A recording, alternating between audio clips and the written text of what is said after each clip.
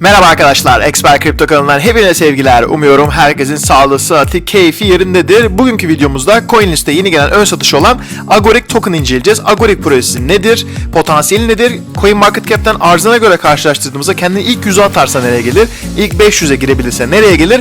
Buna detayına bakacağız. Ekip üyelerini inceleyeceğiz. Nasıl problemi çözdüğünden bahsedeceğiz. Aynı zamanda Token Economics'e bakacağız. Dolaşımda ne kadar arz olacak, ne zaman olacak bunun detayını ineceğiz. Aynı zamanda opsiyon 1 mi mantıklı, 2 mi mantıklı, ikisi de mi pahalı, ikisi de mi ucuz? Ben hangisine katılacağım? Buna yakından birlikte bakacağız. Aynı zamanda $200 yılbaşı ödülümüzü de videoda nasıl katılacağınızı bu çekilişe duyuracağız. Çok basit arkadaşlar. 1-2 adımda katılabileceğiniz $200 ödüllü çekilişimizin detayına da ineceğiz. Videoyu dolu dolu hazırladım arkadaşlar. O nedenle atlamadan sonuna kadar izleyin ki hiçbir detay kaçırmayın. Bana ve kanalıma destek olmak isterseniz Expert Crypto YouTube kanalına üye olabilir ve bu videoyu likelayabilirsiniz. Hazırsanız haydi başlayalım. Videomuza başlamadan önce arkadaşlar aynı zamanda aşağı bölümleri ekledim ki istediğiniz bölüme geçebilirsiniz. İşte çekiliş duyurusunu yaptığımız bölüm, potansiyelini incelediğimiz bölüm videonun aşağısına baktığınızda görebilirsiniz diyelim.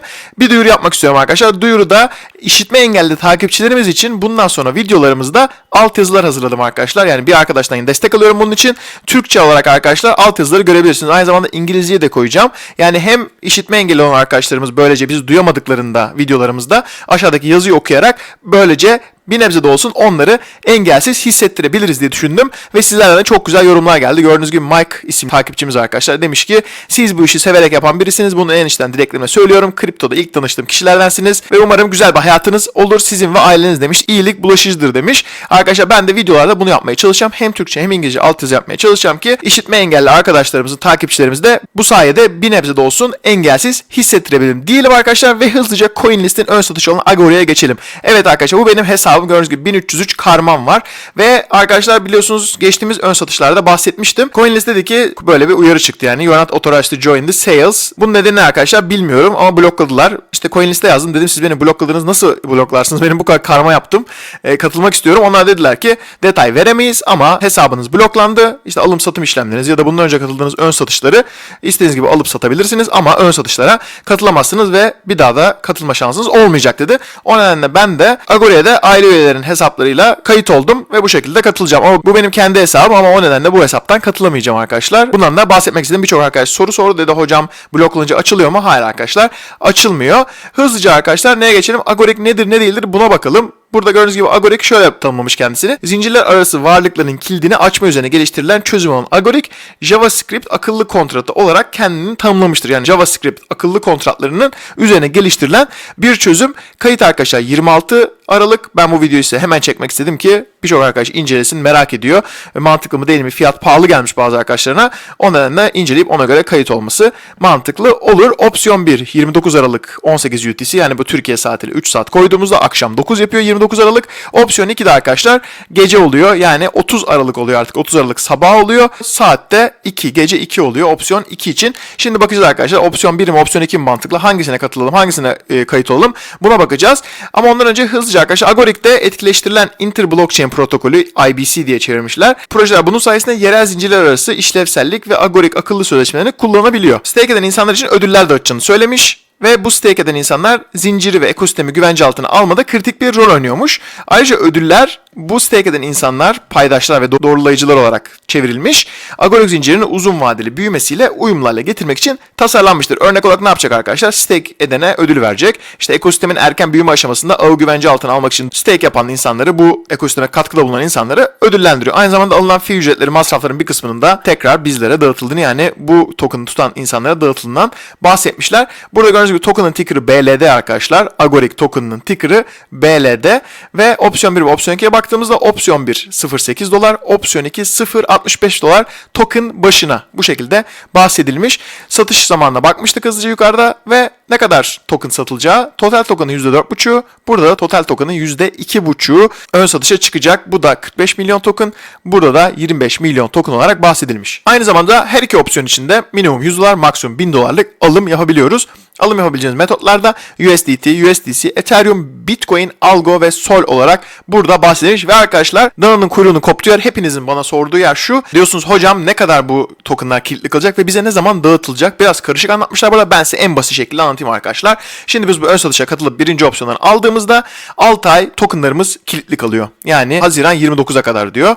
Daha sonra Haziran 29'da başlamak üzere 12 taksitte bize dağıtıyor tokenlarımızı. Yani 1200 token aldık. 29 Haziran'dan sonraki her ay sonunda bize 100 token, 100 token, 100 token verdiğini düşünün. Örnek olarak 1200 token dedim. İkinci opsiyona geldiğimizde orada biraz daha fazla kilitli kalıyor. Burada arkadaşlar yaklaşık 10 ay kilitli kalıyor. Burada November diyor. Yani Kasım başına kadar tokenlar kilitli kalıyor. O zaman kilitleri açılıyor. Açıldığında da hepsini vermiyorlar. 12 ay takside bölüyorlar. Yine burada bu şekilde bahsedelim.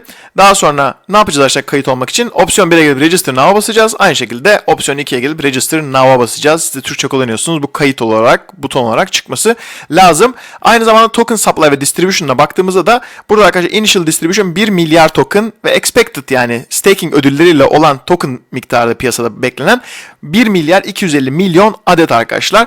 Burada kime ne kadar dağıtıldığını görüyoruz. Burada gördüğünüz gibi Public Sale yani halk satışı, halk ön satışı %7 olarak belirtilmiş. Biliyorsunuz opsiyon 1 ve opsiyon 2'nin toplamı %7 ediyor.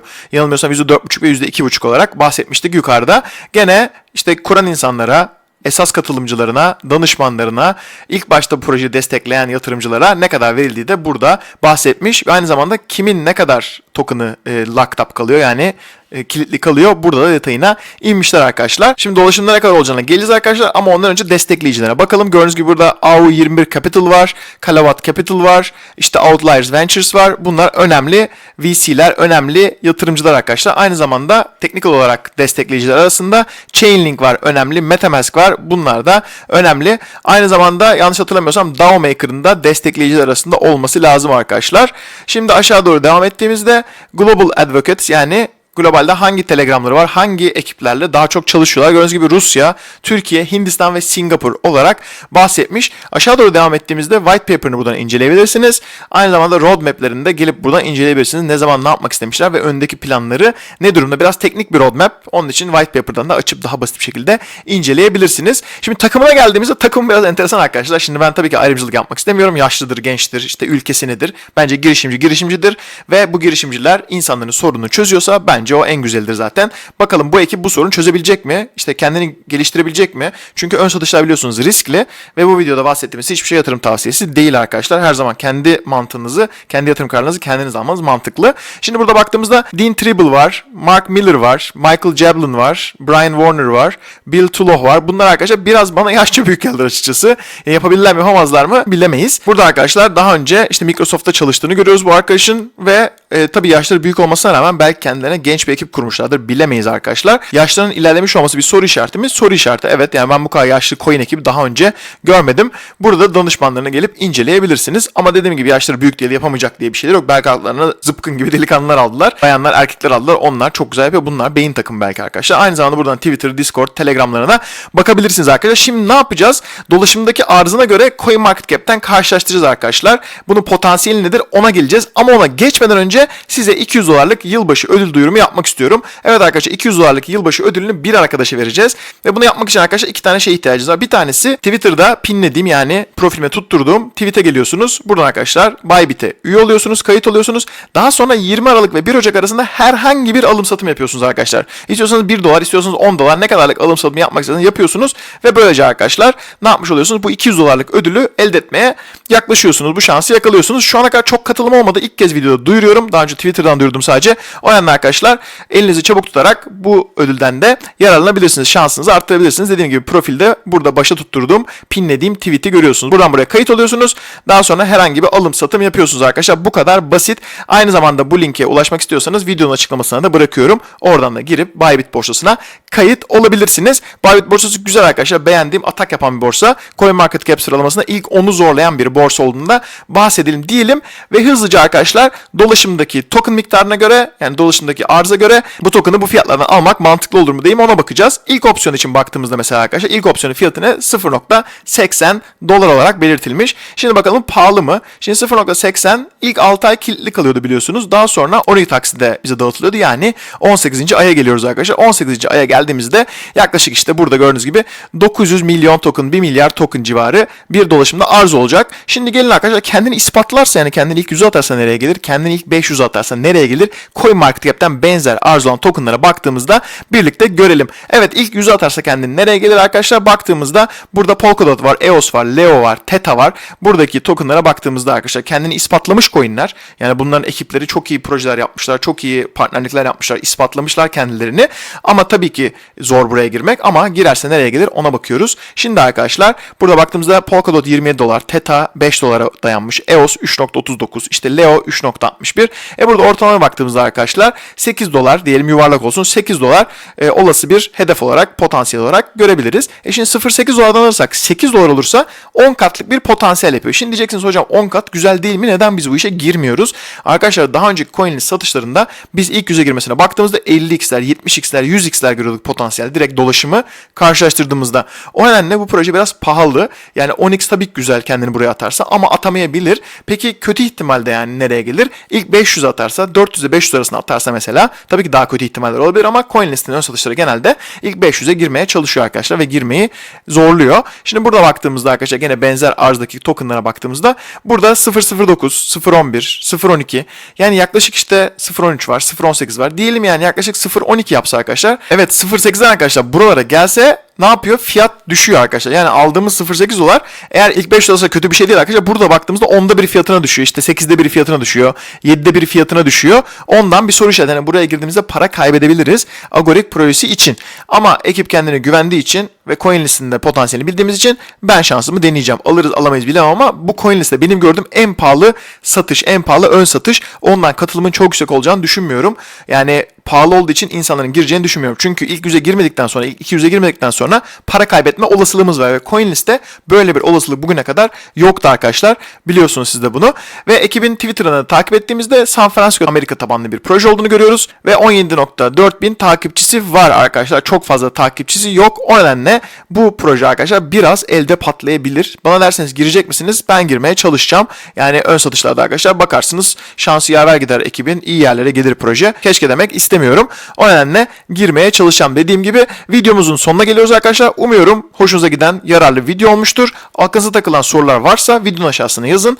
Videonun aşağısındaki soruları, yorumlarınızı ben hepsini okuyorum. Elimden geldiğince cevap vermeye çalışıyorum. Videomuzda ne yaptık? CoinList'te olan ön satışın detayına indik. 200 dolarlık yılbaşı ödülümüzün detayına baktık. Bunları birlikte detaylı bir şekilde inceledik arkadaşlar. Dediğim gibi umuyorum video hoşunuza gitmiştir. Hepinize şimdiden izlediğiniz için teşekkürler. Sonraki videoda görüşmek üzere arkadaşlar.